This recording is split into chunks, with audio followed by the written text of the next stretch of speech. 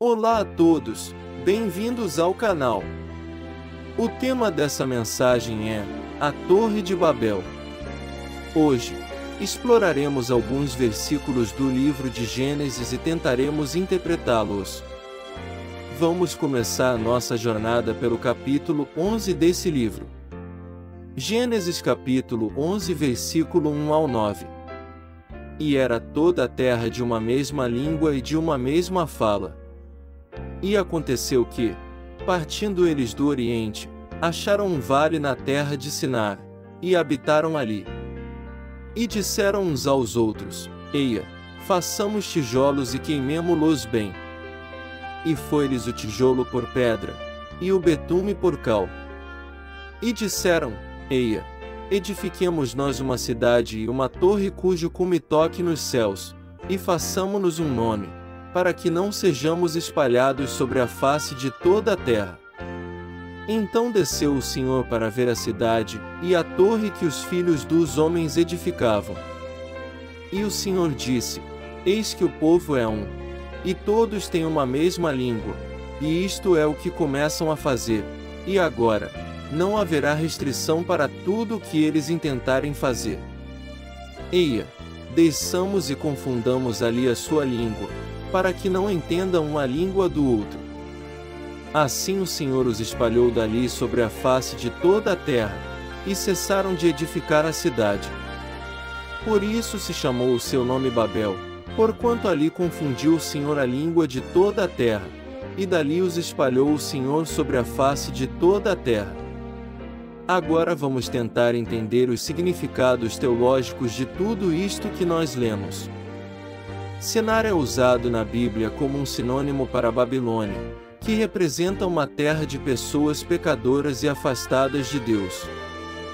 Como vimos, está escrito que o objetivo daquela torre era tocar nos céus, ou seja, conectar aqueles homens pecadores com os céus. Veja que essa torre foi construída no Oriente, e quando aquela torre estava sendo erguida, Deus desceu na terra e separou as línguas, e aqueles povos foram espalhados pela terra. Essa história aponta para o sacrifício de Cristo, o Filho de Deus. Jesus Cristo veio a esse mundo no Oriente da Terra para ser um caminho que conectasse os homens a Deus Pai. Confira o que está escrito no Evangelho de Jesus Cristo segundo João, capítulo 14, versículo 6. Disse-lhe Jesus: Eu sou o caminho, e a verdade e a vida, ninguém vem ao Pai, senão por mim. Mas para fazer isto, Cristo precisava ser levantado, tal como a torre precisava ser erguida.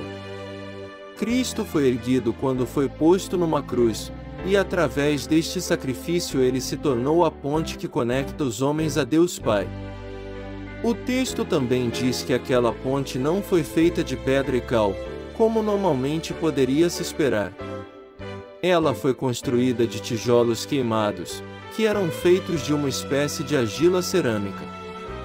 Essa argila representa a natureza do homem, pois o homem foi feito do pó da terra, tal como a argila usada por aqueles homens.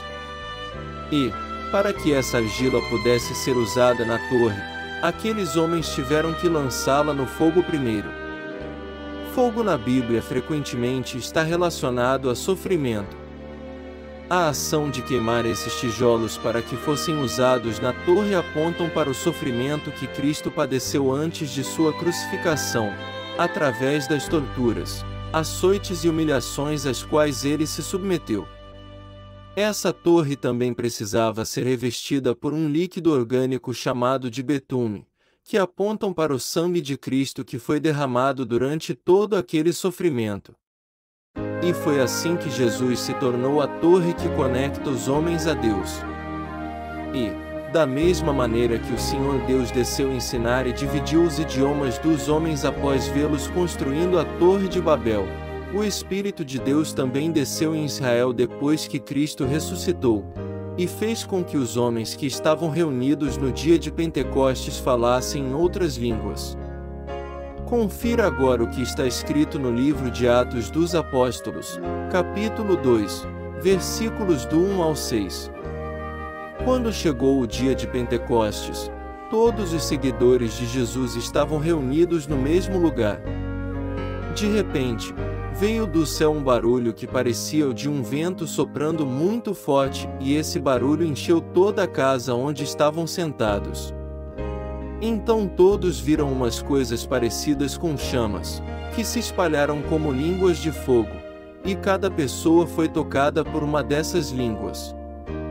Todos ficaram cheios do Espírito Santo e começaram a falar em outras línguas, de acordo com o poder que o Espírito dava a cada pessoa. Estavam morando ali em Jerusalém judeus religiosos vindos de todas as nações do mundo. Quando ouviram aquele barulho, uma multidão deles se ajuntou, e todos ficaram muito admirados porque cada um podia entender na sua própria língua o que os seguidores de Jesus estavam dizendo. Como vimos, depois que o Senhor Deus dividiu as línguas dos homens que estavam construindo a Torre de Babel, houve confusão entre eles, e eles pararam de edificar aquela cidade e se espalharam pelo mundo. Porém, nessa nova divisão de línguas feita por Deus, agora em Israel, não houve confusão entre os homens que estavam presentes. Dessa vez o efeito foi o contrário, pois todos eles passaram a entender o que estava sendo dito em seus idiomas nativos. Mas veja que, assim como os homens de Babel se espalharam pela terra e pararam de edificar a cidade de Sinar, os cristãos de Israel também foram espalhados pelo mundo poucos anos depois da divisão de línguas realizada pelo Espírito de Deus, pois Jerusalém foi invadida e depois foi destruída no ano 70 da nossa era. E foi justamente esse êxodo dos cristãos de Israel que propagaram o Evangelho de Cristo pelo mundo. Ainda no capítulo 2 do livro dos Atos dos Apóstolos, nos versículos 36 ao 38 está escrito assim: Todo o povo de Israel deve ficar bem certo de que este Jesus que vocês crucificaram é aquele que Deus tornou Senhor e Messias. Quando ouviram isso, todos ficaram muito aflitos e perguntaram a Pedro e aos outros apóstolos: Irmãos, o que devemos fazer? Pedro respondeu: Arrependam-se, e cada um de vocês seja batizado em nome de Jesus Cristo para que os seus pecados sejam perdoados, e vocês receberão de Deus o Espírito Santo. Busque ao Senhor enquanto pode. Se puder, compartilhe este vídeo. E caso queira ajudar este projeto, doe qualquer valor para o endereço de e-mail abaixo. Obrigado e fique com Deus.